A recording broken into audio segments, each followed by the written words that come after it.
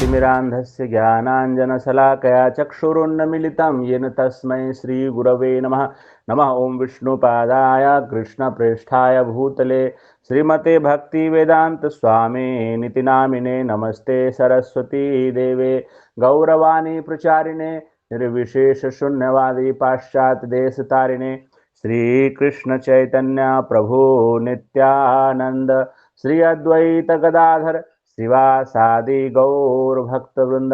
हरे कृष्ण कृष्ण कृष्ण हरे हरे, हरे राम राम राम हरे हरे। हरे कृष्णा। हरे कृष्ण। तो आज हम लोग भगवत गीता से कंटिन्यू कर रहे हैं, अध्याय 4 दिव्य ज्ञान। और पिछली कक्षा में हम लोगों ने श्लोक क्रमांक 12 तक चर्चा किया था। तो एक क्विक रिकैप हम लोग ले लेते हैं कि भगवान ने अब तक क्या बताया है इस अध्याय में।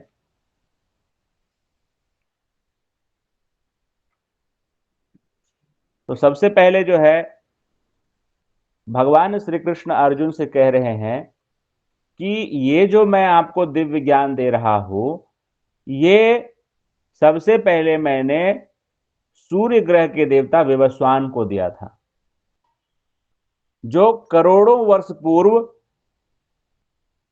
भगवान के द्वारा प्रदान किया गया है। और भगवान कहते हैं कि ये जो दिव्य ज्ञान है, ये गुरु शिष्य परंपरा के द्वारा प्राप्त की जाती है।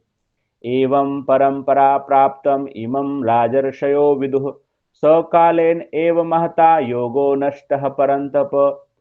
तो जब समय बीतता जाता है ना, तो परंपरा जो है वो जब लुप्त हो जाती है, तो ज्ञान तो रहता है लेकिन वो लुप्त हो जाता है।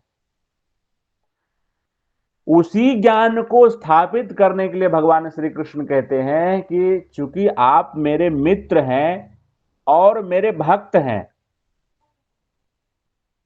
तो इसलिए मैं आपको चुन करके पुनः इस दिव्य ज्ञान को स्थापित करने जा रहा हूं। सो एवायम मया ते अद्य योगः प्रोक्तः पुरातनः भक्तो असि में सखा चेति रहस्यम ही एतत् उत्तमम। मैं ये जो है दिव्य ज्ञान, दिव्य रहस्य आपको माध्यम बना करके फिर से स्थापित करने जा रहा हूं। तो अर्जुन ये प्रश्न करते हैं हम सब की तरफ से, क्योंकि सामान्यतः संसार में लोग भगवान को नहीं समझ सकते हैं। करोड़ों में से कोई एक जीव ही भगवान श्री कृष्ण को समझ सकता है, करोड़ों में से। तो अर्जुन ये प्रश्न करते हैं कि हमारा आपका जन्म तो हाल का है, और कहां सूर्य ग्रह के देवता विवस्वान, तो मैं ये कैसे समझूं कि आपने ही उनको प्रीचिंग किया था।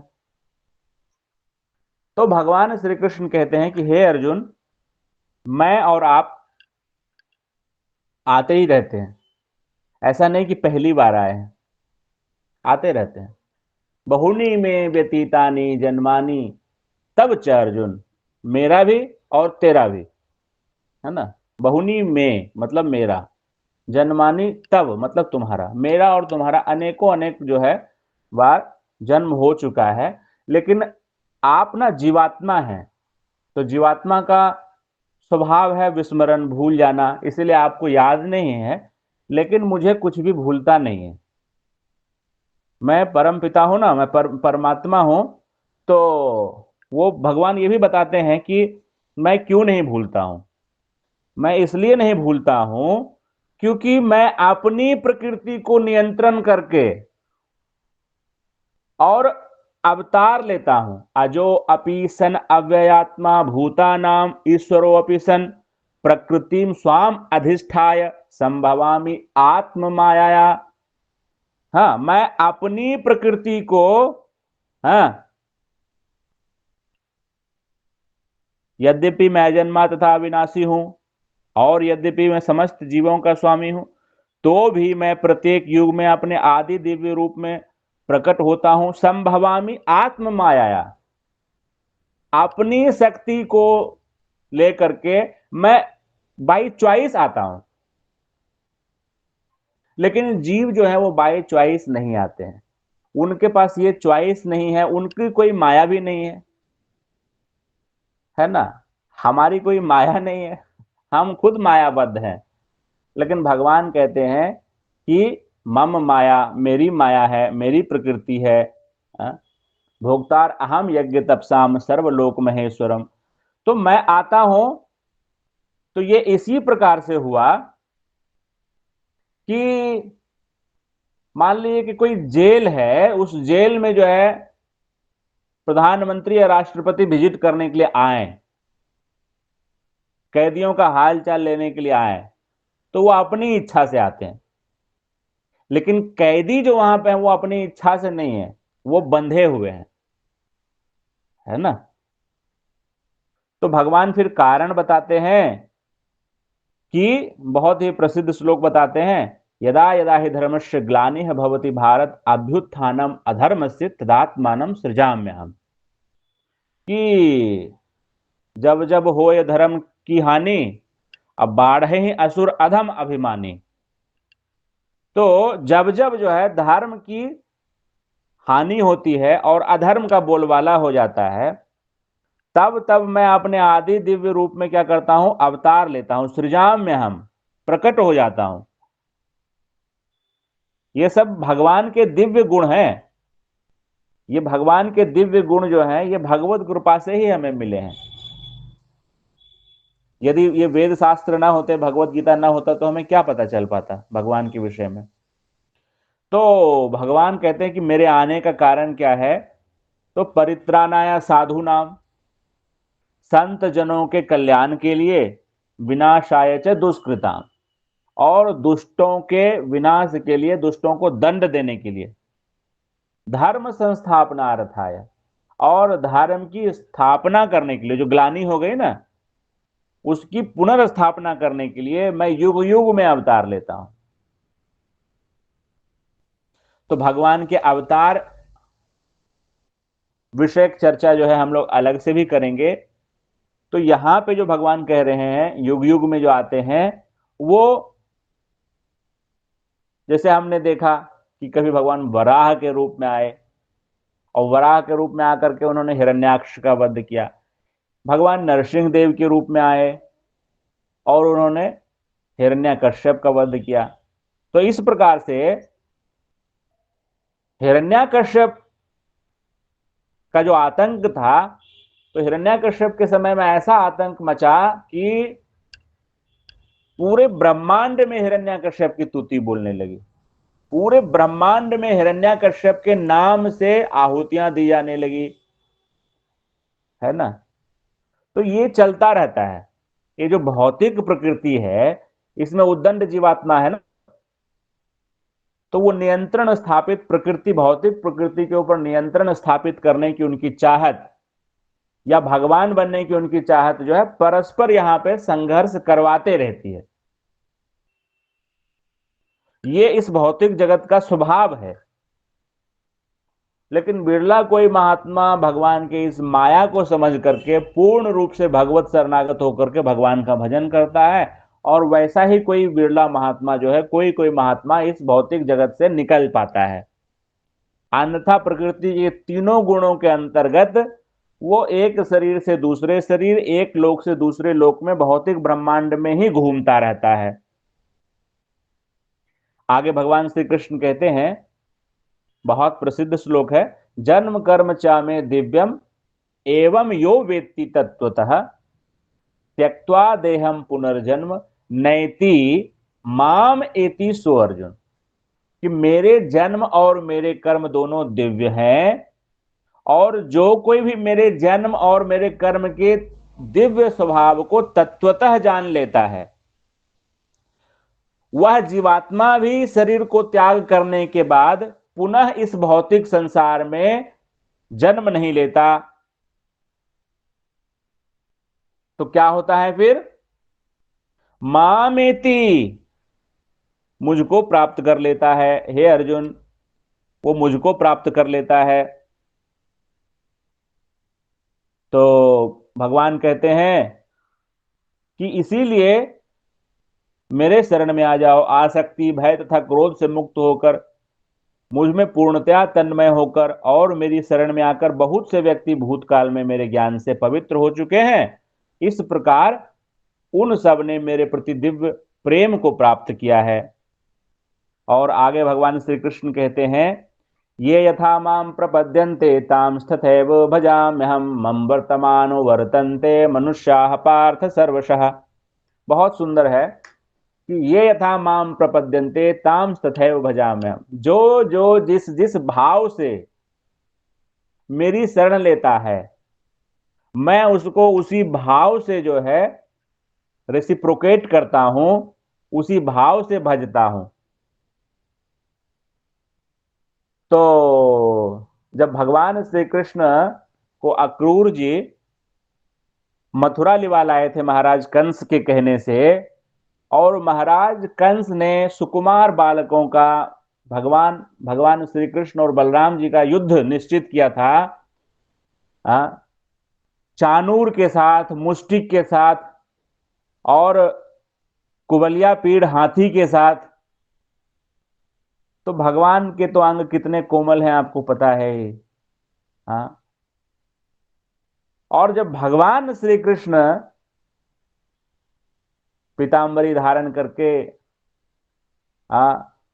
भगवान श्री कृष्ण के कमर में जो है वेणु रहती है, पतला कमर उनका, और उनके गले पे वैजयंती माला की बड़ी लंबी माला है, गले में कंठ में जो है उनके कौस्तुभ मणि है, और सिर पे मोर पंख है। इस प्रकार से जब वो कोमलांग भगवान श्री कृष्ण चहलकदमी करते हुए उस मल्ल युद्ध के मैदान में प्रवेश करते हैं, तो वहां श्रीमद् भागवत महापुराण में वर्णन आता है कि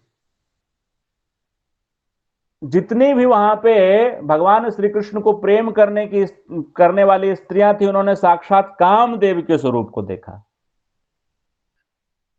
जितने तपस्वी थे, जितने महात्मा थे, उन्होंने साक्षात भगवान को देखा। और जितने भगवान श्री कृष्ण से शत्रु भाव रखने वाले राजा थे, उन्होंने साक्षात मृत्यु को देखा। और जितने मातृभाव को रखने वाली जो है वृद्ध गोपियां थी, वृद्ध स्त्रियां थी, उन्होंने अपने पुत्र के रूप में उनको देखा। जितने वृंदावन इत्यादि ब्रज के गोप थे, जो भगवान श्री कृष्ण के मित्र थे, उन्होंने अपने मित्र को देखा। तो कहने का तात्पर्य यहां पे यह है कि भगवान श्री कृष्ण तो वही हैं, लेकिन जो जिस भाव से देख रहा था, उसको उस भाव से ही भगवान दिख रहे थे। और नास्तिकों को जो है उसमें भगवान श्री कृष्ण में कोई बड़ी बात नहीं दिखती। तो भगवान श्री कृष्ण कहते हैं, ये यथा माम प्रपद्यन्ते ताम तथैव भजाम्यहम, मैं उसको उसी भाव से रेसिप्रोकेट कर देता हूं।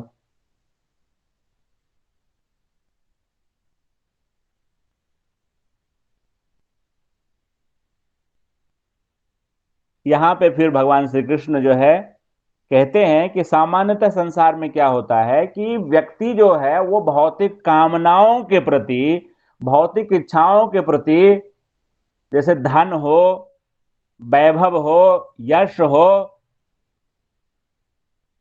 स्त्री पुत्र आदि से परिवार भरा पूरा रहे, इसी कामनाओं में जो है अधिकाधिक व्यक्ति इसी कामनाओं में ही उलझा रहता है कि किस प्रकार से जो है मेरा अच्छा मकान बने, मेरा नाम हो, है ना।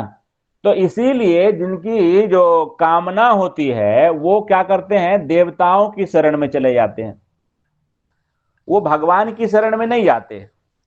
कांक्षतः कर्म नाम सिद्धि यज्जंत इह देवता।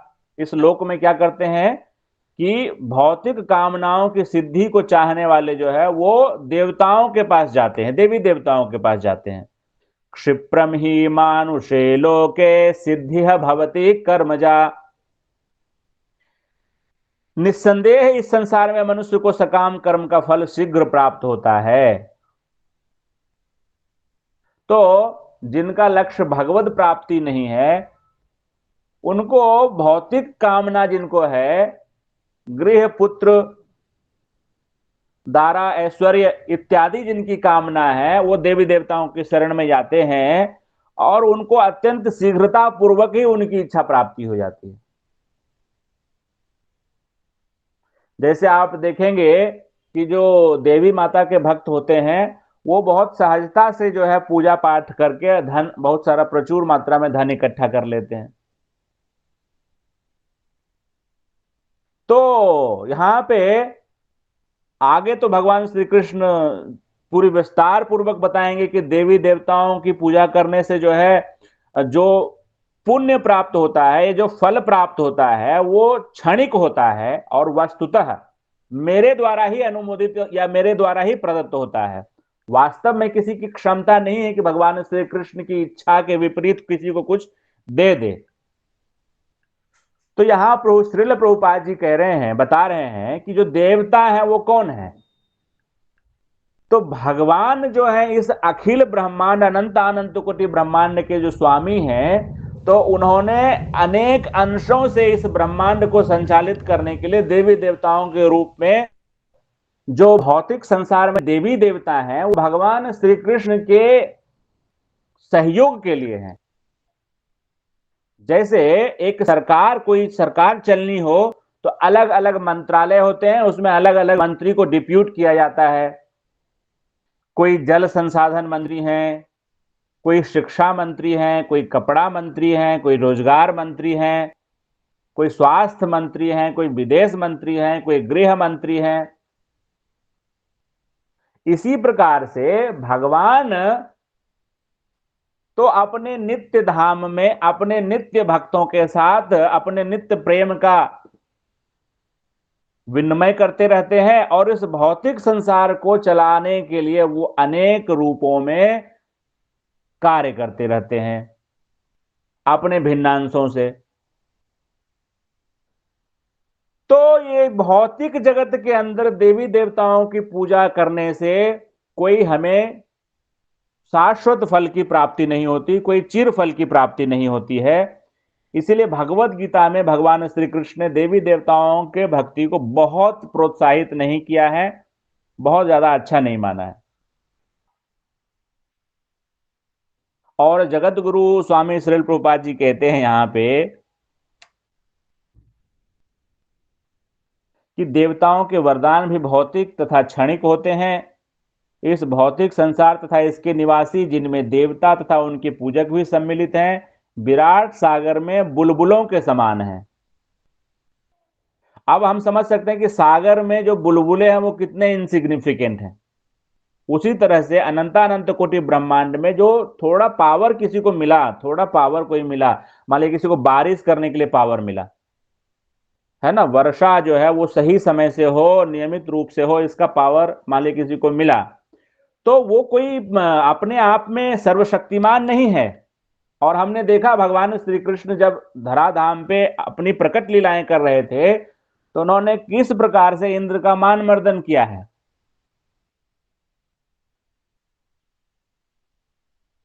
ब्रह्मा जी का भी मान मर्दन उन्होंने किया ब्रह्म विमोहन लीला के माध्यम से। तो इसीलिए हमें सर्वतो भावेन अकाम सर्व काम मोक्ष काम उदारधि तीव्रेन भक्ति योगेन यजेत पुरुषः परः। हमें सर्वतो भावेन भगवान की शरण ग्रहण करनी चाहिए, ना कि जो है देवी देवताओं की हमको शरण ग्रहण करनी चाहिए। यदि हम देवी देवता की शरण ग्रहण करेंगे तो निश्चित रूप से इस भवसागर में डूब मरेंगे।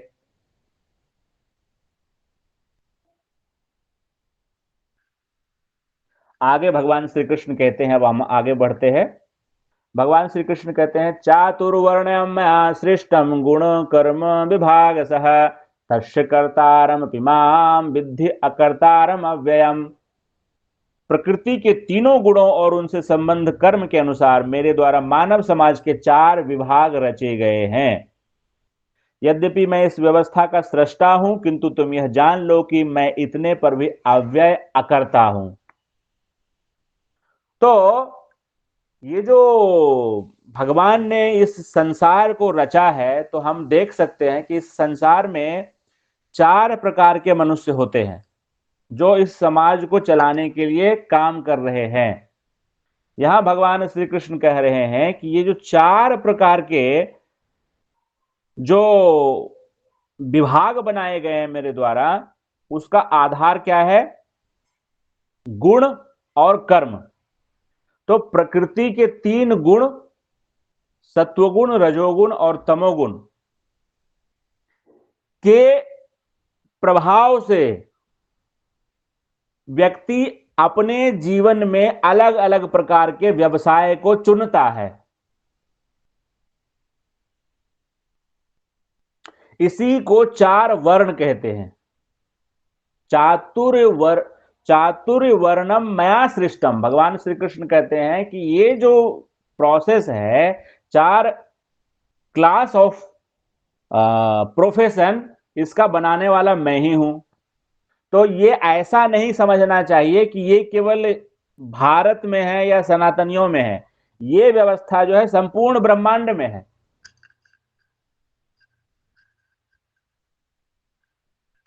किसी भी आप जगह चले जाएंगे तो वहां पे टीचिंग क्लास होगा। एक क्लास होगा जो टीचिंग क्लास होगा, एक क्लास होगा जो फाइटर्स, सोल्जर्स, ब्यूरोक्रेट्स का होगा, एक क्लास होगा जो बिजनेस क्लास होगा, ट्रेड करेगा और बिजनेस करेगा, और एक क्लास ऐसा होगा जो फिजिकली सर्विस देगा, फिजिकली सर्विस देगा। तो जो वर्ण है, वो वर्ण जो है व्री धातु से आया है, और व्री का अर्थ होता है वर्ण करना, चुनना। और इसी वर्ण से आगे चल करके व्यवसाय शब्द की उत्पत्ति हुई है। लेकिन दुर्भाग्य से कलयुग के प्रभाव से और पूर्वाग्रह से ग्रसित लोगों ने इसको ऐसा बना दिया, ये जो वर्ण है ना, ये जन्म से होता है, जिससे कि सनातन धर्म की सबसे बड़ी हानि हुई।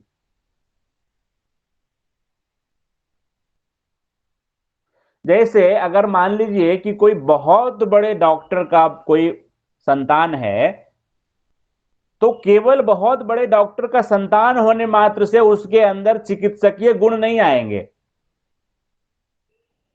या कोई बहुत बड़े विद्वान का कोई संतान है तो केवल उसके पिता विद्वान है इसलिए वो विद्वान नहीं हो जाएगा। उस संतान को स्वयं पुरुषार्थ करके शास्त्र सीखना होगा, चिकित्सीय पद्धति सीखनी होगी, या जिस व्यवसाय में वो उत्कृष्ट बनना चाहता है वो सीखना होगा। और यदि ये अवसर हम समाज में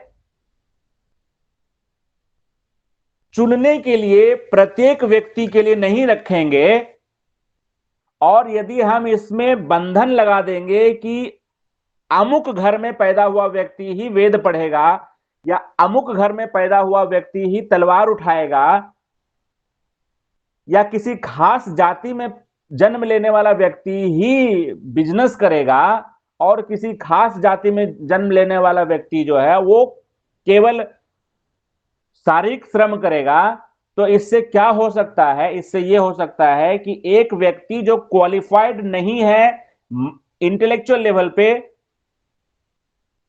वो हमें शास्त्र पढ़ाएगा, फिर वो शास्त्र की गलत व्याख्या करेगा और पूरा का पूरा समाज गलत रास्ते पे चला जाएगा। इसीलिए वैदिक व्यवस्था में ये जो है चुनने का विषय था। इसीलिए श्रीमद् भागवत महापुराण इत्यादि अनेक ग्रंथों में हमें ऐसे अनेक प्रमाण मिलते हैं जहां पे एक ही व्यक्ति की, जहां 100 संतानें हैं तो उसमें से 50 ब्राह्मण बने, 40 क्षत्रिय बने, 10 शूद्र बने। ऐसे आपको उदाहरण शास्त्रों में खूब मिलेंगे, क्योंकि उस वक्त चुनने की स्वतंत्रता थी।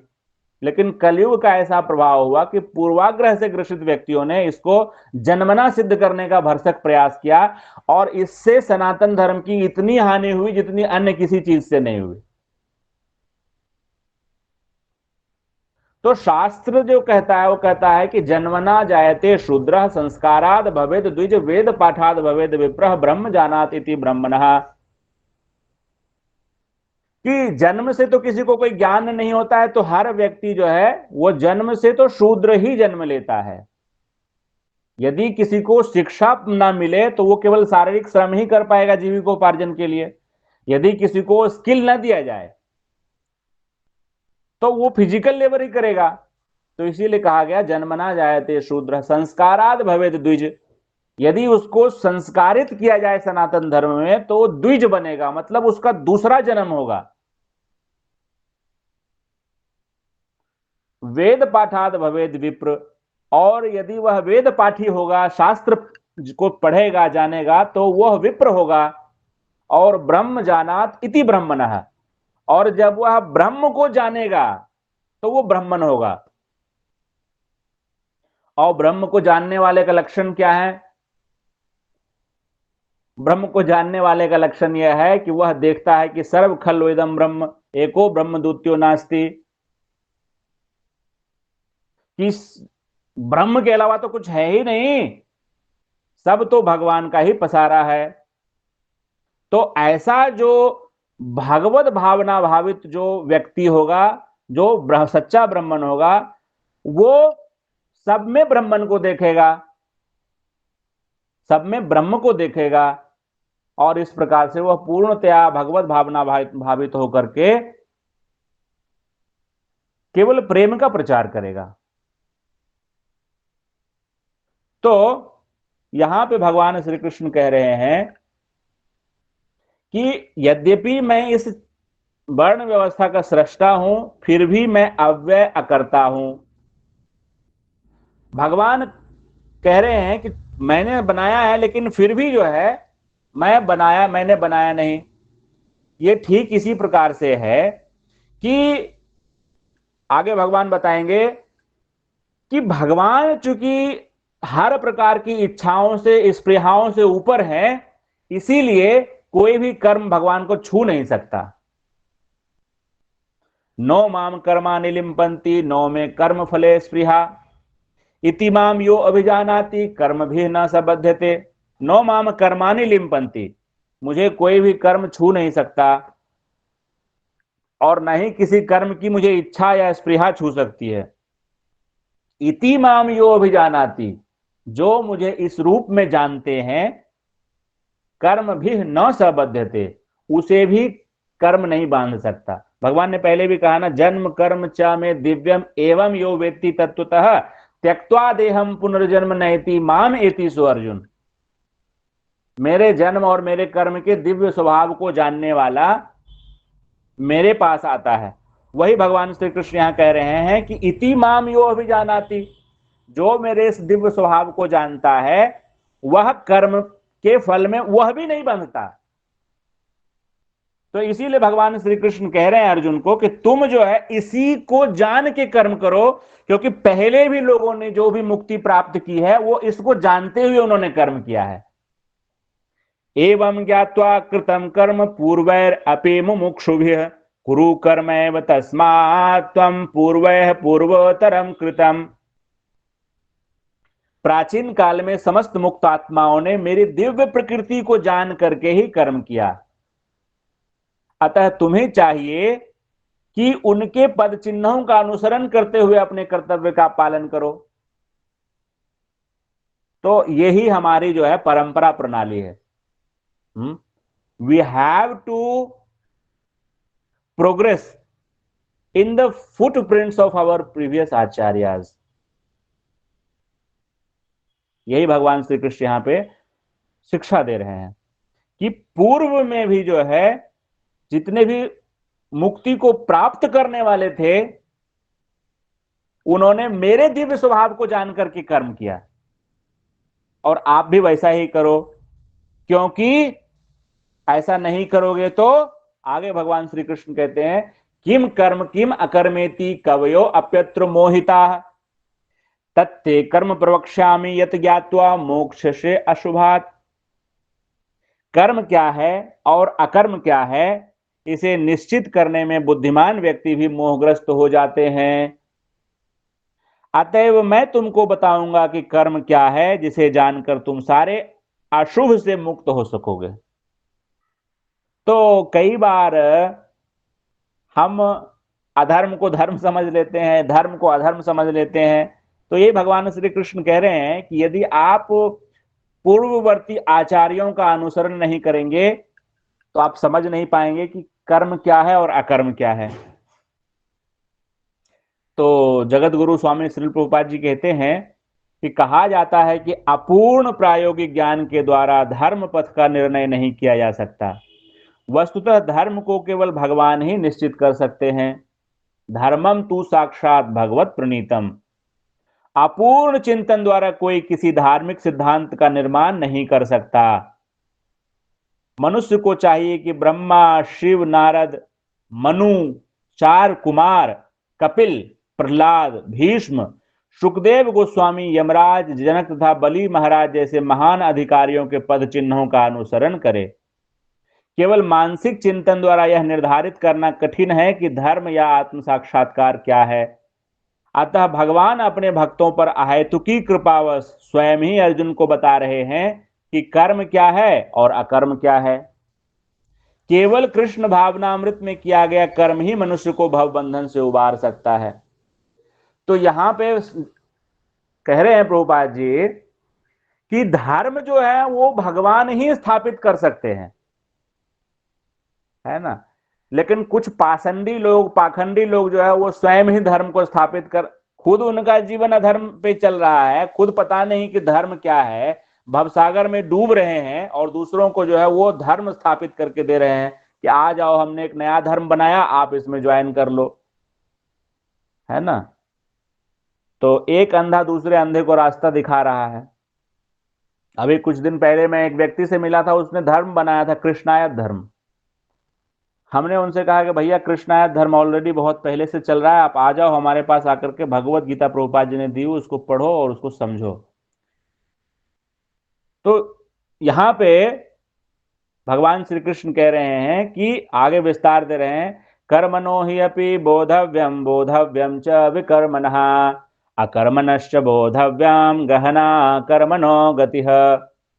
कर्म की बारीकियों को समझना अत्यंत कठिन है, अतः मनुष्य को चाहिए कि वह यह ठीक से जाने कि कर्म क्या है, विकर्म क्या है और अकर्म क्या है। आप सामान्यतः देखेंगे किसी से बात करिए तो बोलेगा कि हाँ तो मैं भगवत गीता तो जानता हूं। बोले भगवत गीता में आप क्या जानते हैं? बोले कर्म ही पूजा है।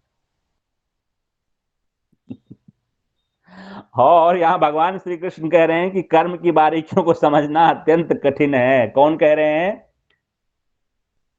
स्वयं भगवान कह रहे हैं, नारायण कह रहे हैं, मूल नारायण कह रहे हैं कि कर्म की बारीकियों को समझना अत्यंत कठिन है, अतः मनुष्य को चाहिए कि वह ठीक से जाने कर्म क्या है, विकर्म क्या है और अकर्म क्या है। तो अत्यंत गहन विषय है ये। कृष्ण भावनामृत को तथा गुणों के अनुसार कर्म को समझने के लिए परमेश्वर के साथ अपने संबंध को जानना होगा। दूसरे शब्दों में जिसने यह भली भांति समझ लिया है वह जानता है कि जीवात्मा भगवान का नित्य दास है। जीवेर स्वरूप है कृष्णेर नित्य दास। ममैव अंशो जीवलोके जीवभूतः सनातनः। और फलस्वरूप उसे कृष्ण भावनामृत में कार्य करना है। कृष्ण भावनामृत में कार्य करने का मतलब क्या है? कोई भी हम काम कर रहे हैं तो हमारे मन में पहले ये आना चाहिए कि ये काम से भगवान श्री कृष्ण प्रसन्न होंगे या नहीं होंगे। यदि इस कार्य से भगवान प्रसन्न होंगे तो मैं वो कार्य को करूंगा, और मुझे लगता है कि ये कार्य भगवान कृष्ण को प्रसन्न नहीं करेगा तो मैं अपनी प्रसन्नता के लिए इस कार्य को नहीं करने वाला, है ना। तो संपूर्ण भगवत गीता का यही लक्ष्य है। इस भावनामृत के विरुद्ध सारे निष्कर्ष एवं परिणाम विकर्म या निषिद्ध कर्म है। जो भगवान श्री कृष्ण को अच्छा नहीं है लग रहा है, भगवान श्री कृष्ण ने उसको निर्देशित नहीं किया और हम वो कर रहे हैं, वही हमारे लिए विकर्म है। विकर्म या कुकर्म कहिए, है ना। विकर्म और कुकर्म एक ही चीज है। इसे समझने के लिए मनुष्य को कृष्ण भावनामृत के अधिकारियों की संगति करनी होती है। आपको शुद्ध वैष्णव, वरिष्ठ वैष्णव की संगति करनी होती है और उनसे रहस्य को समझना होता है। यह साक्षात भगवान से समझने के समान है। हाँ, भगवान श्री कृष्ण बोलते श्रीमद् भागवत महापुराण में, आचार्य माम विजानीयाम। हाँ, तो आचार्य को मेरा ही रूप जानो। उद्धव महाराज जी को उन्होंने जो है उपदेश भी दिया है कि किस प्रकार से जो है जीवात्मा को भगवत प्राप्ति, कृष्ण प्राप्ति करनी है। आगे भगवान श्री कृष्ण कहते हैं कि कर्मण्य अकर्म यह पश्येत अकर्मणि च कर्म यः स बुद्धिमान मनुष्येषु स युक्तः कृत्सन कर्म कृत। जो मनुष्य कर्म में अकर्म को और अकर्म में कर्म को देखता है वह सभी मनुष्यों में बुद्धिमान है और सब प्रकार के कर्मों में प्रवृत्त रहकर भी दिव्य स्थिति में रहता है। तो इसको समझने की जरूरत है कि कर्म में अकर्म और अकर्म में कर्म को देखना क्या है ना। तो बहुत सुंदर बात जो है एक समझने की है कि भोजन तो हम सभी करते हैं, लेकिन हमने भोजन बनाया और हमने भोजन कर लिया तो एक सामान्य कर्म हो गया।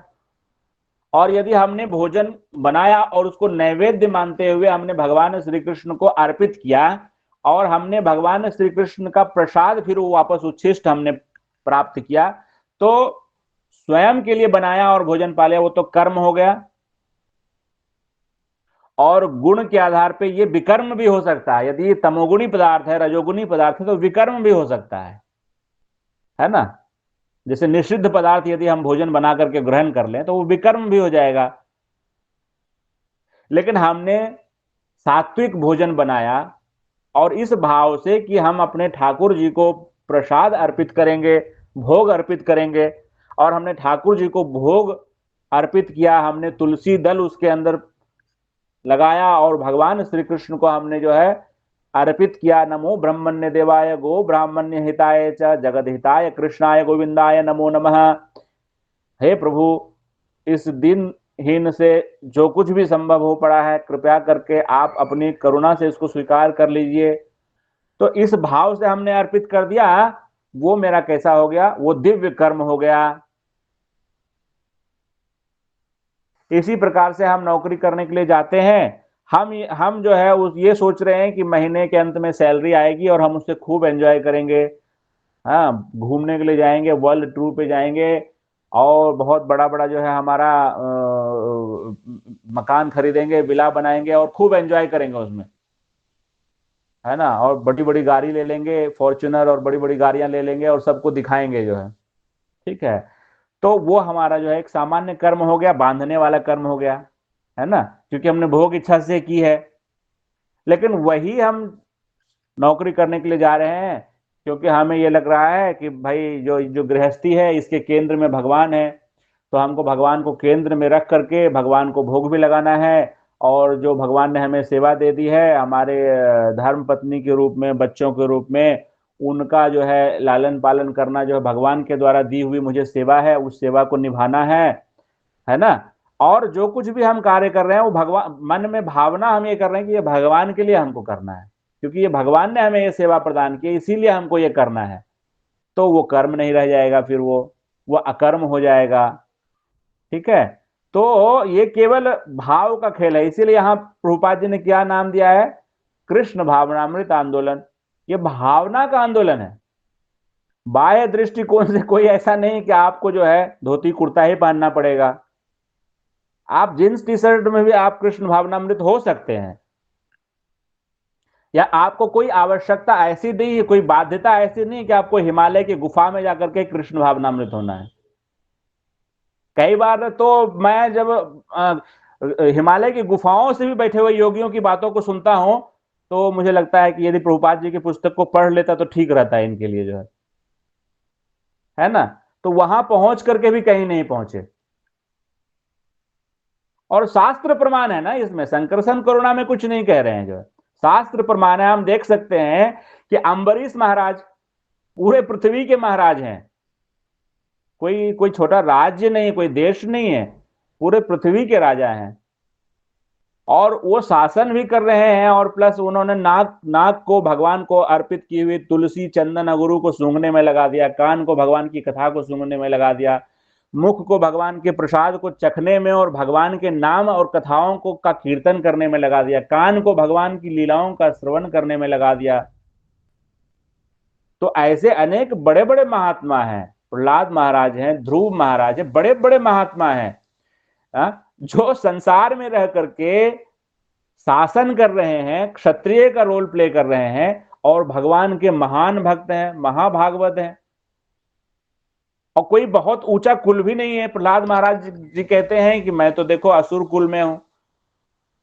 तो भगवान इतने कृपालु हैं कि भगवान की कृपा किसी आश्रम पे और किसी वर्ण पे नहीं, किसी जाति पे नहीं निर्भर करती। अहो बत्सो पचोति गर्यान यत जिह्वा वर्तते नाम तुभ्यम, श्रीमद् भागवत महापुराण प्रमाण है। यदि कोई चांडाल भी भगवान का नाम उच्चारण करने लगे तो वो उच्च कुलीन ब्राह्मण से भी श्रेष्ठ है, यदि वह ब्राह्मण भगवान का भगत नहीं है तो। शास्त्र प्रमाण है। तो यहां पे यही कह रहे हैं कि भगवान श्री कृष्ण की जो कर्म में अकर्म को देख लेता है। अभी आपने देखा ना कर्म में अकर्म को, कि किस प्रकार से आपका भोजन बनाना भी अकर्म बन सकता है और नहीं तो कर्म बन सकता है। इसी प्रकार से हमारा पढ़ना लिखना नौकरी करना, हमारा सोना भी अकर्म बन सकता है।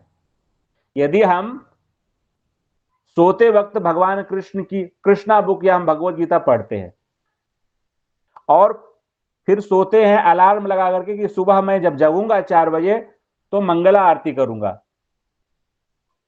तो ये जो मेरा सोने का जो 6 घंटे या 7 घंटे का काल है, ये पूरी तरह से भक्ति है। ये 8 घंटे पूरी भक्ति है। सोते वक्त हमने कृष्ण कथा सुनी और जगते हुए हमने कृष्ण का दर्शन किया, तो वो 8 घंटे पूरी भक्ति है। तो हमारा सोना भी दिव्य है, क्योंकि हम सो इसलिए रहे हैं क्योंकि इस शरीर को आराम मिलेगा, तो फिर इस शरीर से हम ठाकुर जी की सेवा करेंगे। अच्छा, घर में यदि भगवान विराजमान है तो घर मंदिर ही है ना, तो फिर हम घर में पोछा थोड़ी लगा रहे हैं, हम तो मंदिर में पोछा लगा रहे हैं, क्योंकि ठाकुर जी विराजमान है। ये भावना डेवलप करनी है कि ये मेरा घर नहीं है, ये ठाकुर जी का घर है।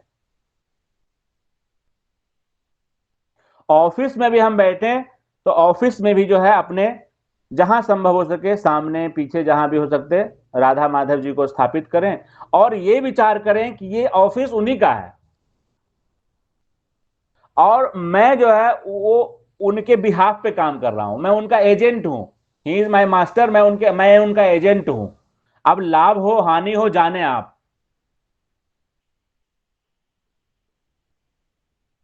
तो इसमें जो है हम बंधेंगे नहीं। तो यही भगवान श्री कृष्ण कह रहे हैं कि वह सभी मनुष्यों में बुद्धिमान है और सब प्रकार के कर्मों में प्रवृत्त रहकर भी दिव्य स्थिति में रहता है।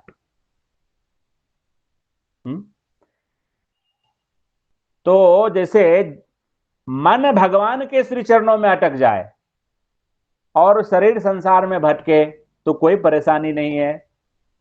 लेकिन होता क्या है, मन संसार में अटका रहता है और शरीर जो है वो मंदिरे मंदिर भटकता रहता है।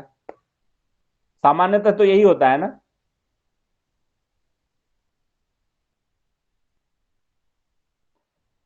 तो आगे भगवान श्री कृष्ण कहते हैं, यस्य सर्वे समारंभा काम संकल्प वर्जिता ज्ञानाग्नि दग्ध कर्माणाम तम आहो पंडितम बुधा। जिस व्यक्ति का प्रत्येक प्रयास इंद्रिय तृप्ति की कामना से रहित होता है, जिस व्यक्ति का अभी हम लोगों का प्रयास, मेरा प्रयास, तो कोई भी प्रयास होता है तो सबसे पहले ही जो है इसमें सोचते हैं कि इसमें मेरा क्या लाभ है।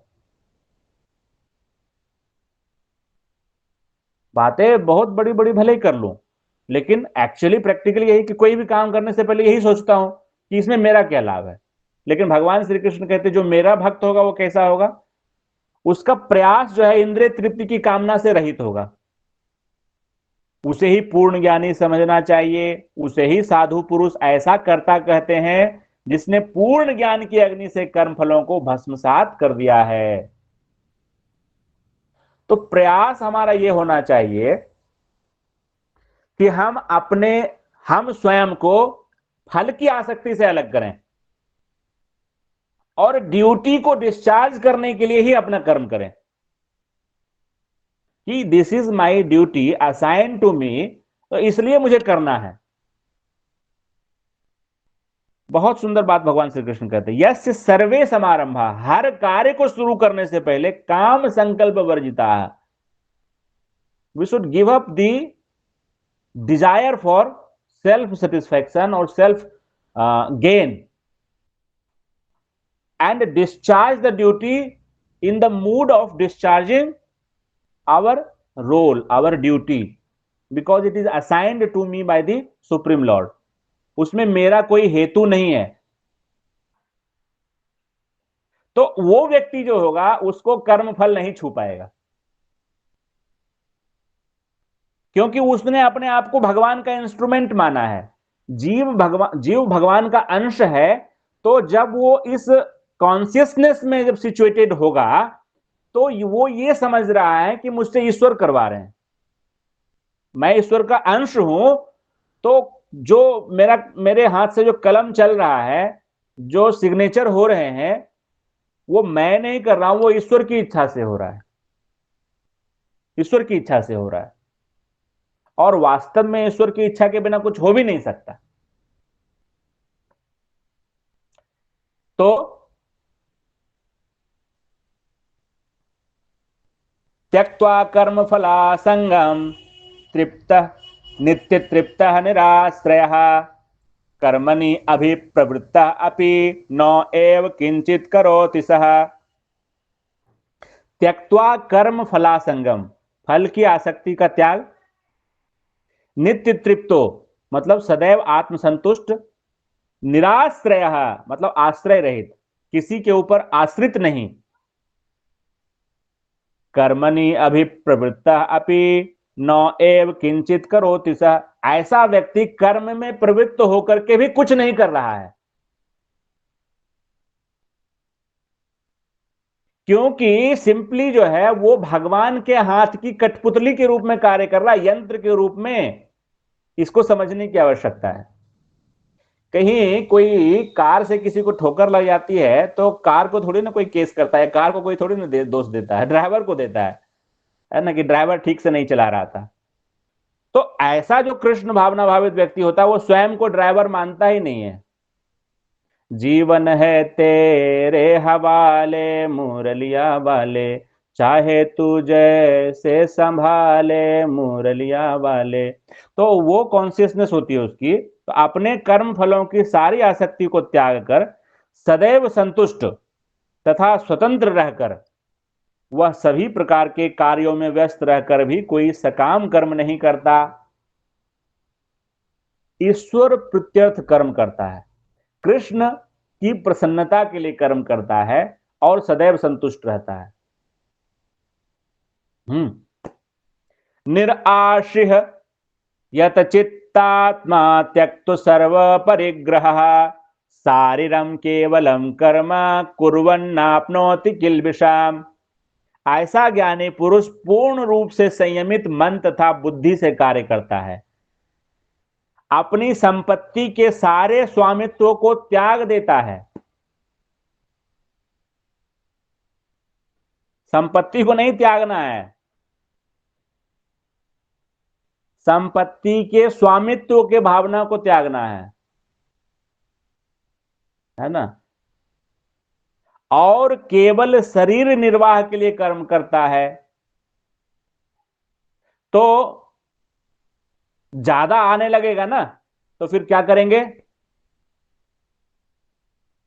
भगवान की सेवा में लगाएंगे। भगवान की सेवा में लगाएंगे, क्योंकि ज्यादा यदि घर में अगर आ गया ना तो हमारे फिर अंदर वो स्वामित्व का भाव आने लगेगा।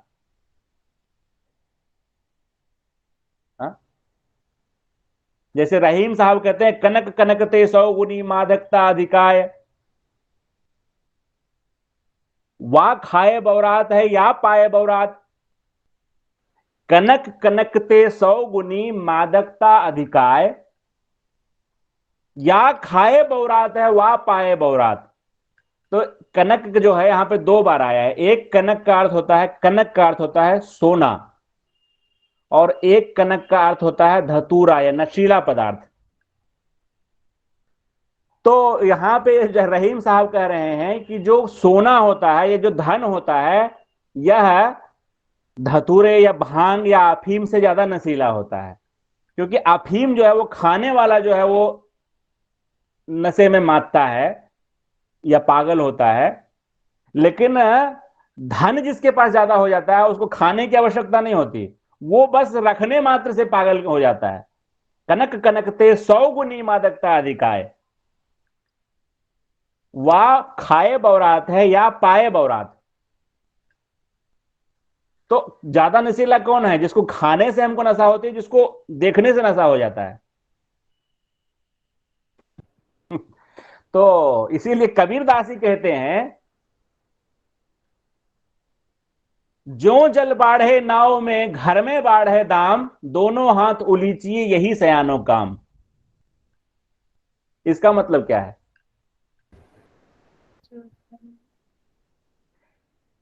नाव जो में। जल बाढ़े नाव में, हम्म, क्लियर? हम्म, घर में बाढ़ है दाम, दाम मतलब ऐसा। दोनों हाथ उलीचिए, मतलब उसको बाहर कीजिए, यही सयानो काम। समझ रहे हैं बात को जो है?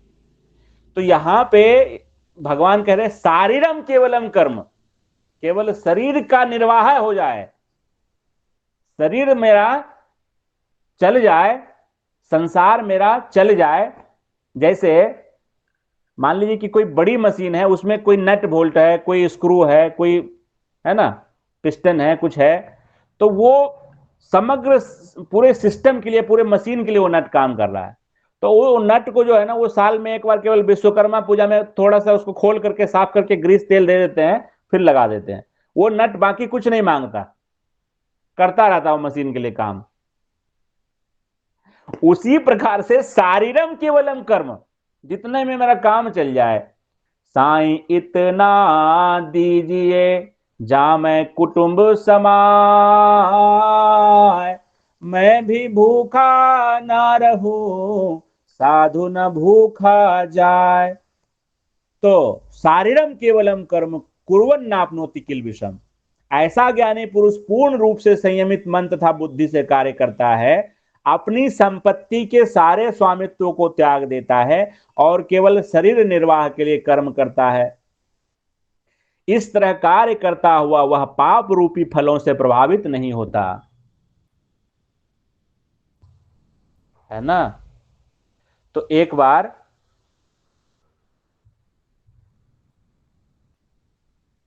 रहीम साहब थे, पूरी तरह से ध्यान नहीं आ रहा है, लेकिन बहुत अच्छा प्रसंग है, इसलिए मुझे अभी ध्यान में आया तो मैं आपसे शेयर करता हूं। जो है कि उनको तुलसीदास गोस्वामी जी ने जो है वो एक पद भेजा, एक पद लिख करके भेजा। क्योंकि जो अब्दुल रहीम खान खाना रहीम साहब थे, वो बहुत बड़े दानी थे और बहुत दान करते थे, बहुत दान करते थे।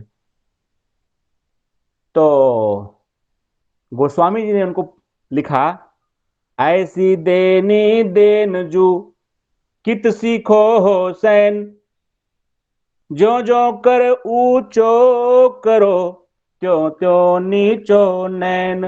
हो जो जो कर ऊंचो करो, त्यों त्यों नीचो नैन। मतलब कि हुसैन साहब, आपने ऐसा दान कहां से सीखा? ऐसी देनी देन जू कित सीखो हुसैन। कहां से सीखा आपने? जब आप जितना दान देते हो, उतना ही आप अपनी नजर को झुकाते जा रहे हो। प्रायः क्या होता है, दान देने से अभिमान आता है, मैं बड़ा दानी। लेकिन आप जैसे जैसे अपना दान बढ़ाते जा रहे हो, वैसे वैसे आपकी नजरें झुकती जा रही हैं। तो रहीम साहब भी तो वैसे ही पहुंचे हुए हैं, भगवान के भक्त हैं, खुदा के बंदे। तो उन्होंने जब पढ़ा तो उन्होंने रिप्लाई भेजा, और रिप्लाई में क्या लिखा? देनहार कोई और है, भेजत जो दिन रैन। देनहार कोई और है, भेजत जो दिन रैन। लोग भरम हम पर करे, तासो नीचो नैन। हो लोग भरम हम पर करे, तासो नीचो नैन। देनहार कोई और है, और वही दिन रात भेज रहा है कि रहीम बांट दो, रहीम बांट दो। लेकिन लोग समझ रहे हैं कि रहीम बांट रहा है, इसीलिए मुझे शर्म आती है और मेरा नजर झुक जाता है। तो ऐसे ऐसे महात्मा हैं इस धरती के ऊपर। तो यही भगवान श्री कृष्ण कह रहे हैं कि सभी स्वामित्व की भावना का त्याग करना है हमको। यह बंधन का कारण है। हम इस भौतिक प्रकृति पर नियंत्रण स्थापित करना चाहते हैं, यह हमारे बंधन का कारण है। हम इस भौतिक प्रकृति पर नियंत्रण स्थापित नहीं कर करके और सदगुरु के श्री चरणों के प्रति शरणागत होकर के और हरिनाम संकीर्तन शुरू कर देंगे, हमारा भवबंधन कट जाएगा। है ना? जैसे दलदल होता है ना प्रभु, दलदल जितना आप हाथ पैर मारेंगे उतना ही गहरे धंसेंगे। वैसे ही ये भवसागर जो है ना, ये ऐसा ही दलदल है। जितना आप इसमें नियंत्रण स्थापित करने के लिए इंद्रिय तृप्ति का प्रयास करेंगे, या इंद्रिय तृप्ति प्राप्त करने के लिए उसको नियंत्रित करने का प्रयास करेंगे, उतना ही ज्यादा इसमें फंसते चले जाएंगे। तो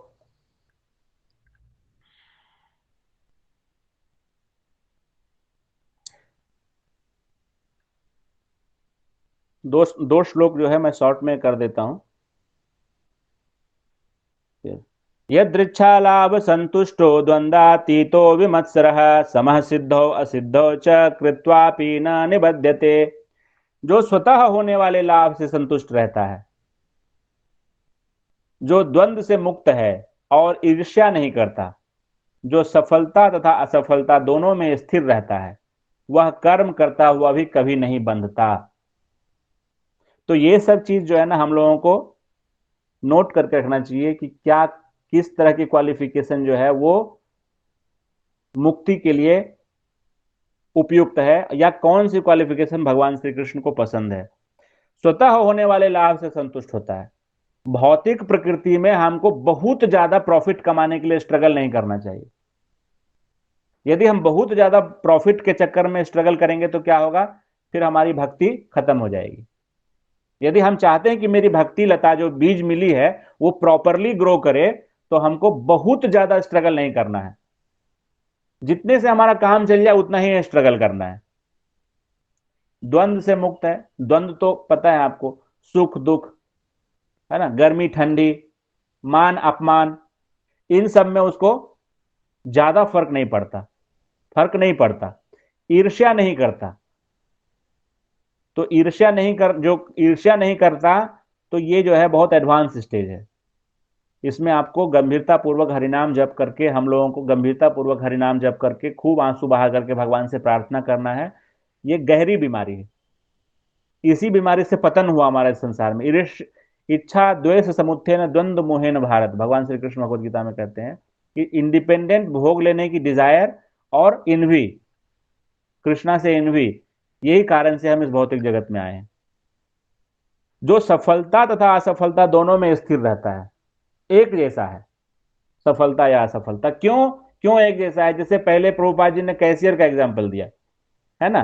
कैशियर जो है वो बैंक में जो नौकरी करता है, तो दिन में 50 लाख आ जाए तो और नहीं आवे तो उसको कोई फर्क नहीं पड़ रहा है, क्योंकि वो तो सेवक है ना। तो उसी तरह से जो भगवान कृष्ण का कृष्ण भावना भावित डेवोटी है, वो तो कृष्णा का इंस्ट्रूमेंट है। तो कृष्णा जैसा चाहेंगे, कृष्णा तो जो चाहेंगे सो हो जाएगा। तो वो जानता है कि भगवान ने मुझे एक इंस्ट्रूमेंट बनाया है, जो भगवान की इच्छा होगी वो होगा। वो कर्म करता हुआ भी नहीं बंधता, है ना। लेकिन वस्तुतः हम लोगों की स्थिति ऐसी है कि ट्रेन भी 1 घंटा डिले हो गया तो इतना परेशान हो जाते हैं। गत संगस्य मुक्तस्य ज्ञानावस्थित चेतसः यज्ञाय आचरतः कर्म समग्रम प्रविलीयते। जो पुरुष प्रकृति के गुणों के प्रति अनासक्त है और जो दिव्य ज्ञान में पूर्णतया स्थित है, उसके सारे कर्म ब्रह्म में लीन हो जाते हैं। जो पुरुष प्रकृति के गुणों के प्रति अनासक्त है, प्रकृति के गुणों से उसका कोई अटैचमेंट नहीं है, और जो दिव्य ज्ञान में पूर्णतया स्थित है। दिव्य ज्ञान क्या है? कि दिव्य ज्ञान है कि भगवान श्री कृष्ण परात्पर अखिलेश्वर परम ब्रह्म परमेश्वर है और मैं जीव रूप में उनका अंश हूं, और मेरा जो कर्म है वो भगवान श्री कृष्ण की प्रसन्नता है, बस। तो उनकी प्रसन्नता के लिए केवल कर्म करता है, तो भगवान श्री कृष्ण अपने ऊपर ले लेते हैं। उसके सारे कर्म ब्रह्म में लीन हो जाते हैं। भगवान श्री कृष्ण कहते हैं ना, सर्वधर्मान परित्यज्य माम एकम शरणम व्रज अहम त्वाम सर्व पापेभ्यो मोक्षयिष्यामि मा शुचः। मैं तुम्हें सभी पापों से मुक्त करूंगा, तुम डरो मत। तो क्या हो गया? सब कर्म कहां चले गए? ले लिया ना भगवान ने, खत्म कर दिया। वो सर्वसमर्थ है, उन्होंने चिट्ठा ही फाड़ दिया। तो चिट्ठा फाड़ने का मतलब कि समग्रम प्रविलीयते, खत्म। तो वही चीज आगे बताया है कि ब्रह्म अर्पणम ब्रह्म हविः ब्रह्म अग्नौ ब्रह्मणाहुतम ब्रह्मैव तेन गंतव्यम ब्रह्म कर्म समाधिना। जो व्यक्ति कृष्ण भावना भावित में पूर्णतया लीन रहता है, उसे अपने आध्यात्मिक कर्मों के योगदान के कारण अवश्य ही भगवत धाम की प्राप्ति होती है, क्योंकि उसमें हवन आध्यात्मिक होता है और हवि भी आध्यात्मिक होती है। तो इसको इस तरह से समझिए कि जो फुल्ली कृष्णा कॉन्शियस डिवोटी है, उसका जो है कर्म में भी कृष्ण की प्रसन्नता है, उनका लक्ष्य भी भगवान श्री कृष्ण की प्राप्ति है, इसीलिए वो निस्संदेह भगवान कृष्ण को प्राप्त कर लेते हैं, क्योंकि उन्हें भगवान श्री कृष्ण के अलावा कोई लक्ष्य ही नहीं है। हमारे लिए ब्रह्म का मतलब निर्गुण निराकार ब्रह्म नहीं है, हमारे लिए ब्रह्म का मतलब भगवान श्री कृष्ण ही है, क्योंकि भगवान श्री कृष्ण कहते हैं ब्रह्मणो ही प्रतिष्ठा अहम, ब्रह्म का आधार मैं ही हूं। भगवान श्री कृष्ण के शरीर से निकलने वाले दिव्य कांति ही ब्रह्म के रूप में सर्वत्र विद्यमान है, क्योंकि वो सच्चित आनंद घन परमेश्वर है। तो पूर्णतः जो भगवत भावना भावित है, उसके कर्म भगवान श्री कृष्ण अपने ऊपर ले लेंगे। समग्रम प्रविलीयते, भगवत भावना भावित है तो भगवान श्री कृष्ण जो है उनकी जिम्मेदारी उठा लेते हैं। भवामी ने चिरात पार्थ मृत्यु संसार सागरात, मैं उसको मृत्यु संसार सागर से अविलंब निकाल लेता हूं। हरे कृष्णा। ओम वाञ्छाकल्पतरुभ्यश्च कृपा सिन्धुभ्य एव च पतितानां पावनेभ्यो वैष्णवेभ्यो नमो नमः। हरे कृष्णा।